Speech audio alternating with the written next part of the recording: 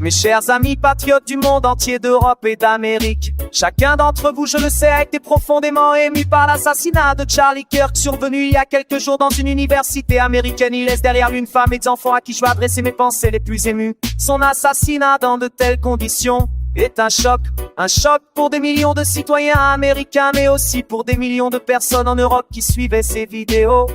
L'assassinat de Charlie Kirk est un symbole, celui du retour de la violence en politique.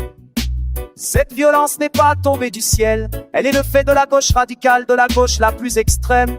Ce nouveau totalitarisme politique légitime la haine contre des millions d'honnêtes gens dont le seul tort est d'aimer leur pays et de vouloir le préserver.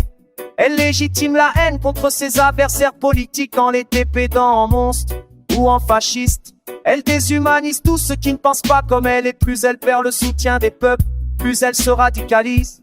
Il est temps partout dans le monde de nous élever face au danger de la gauche radicale, de mener frontalement et fermement ce combat idéologique. En ôtant la vie de Charlie Kirk, ils ont abattu un homme, et ils n'auront pas détruit pour ceux qui le soutenaient son héritage et sa mémoire.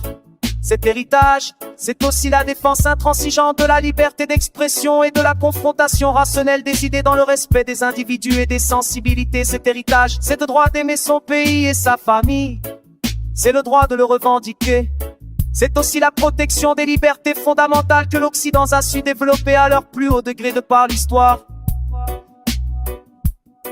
Alors cet héritage vivra tant qu'il y aura dans le monde des patriotes pour le faire vivre.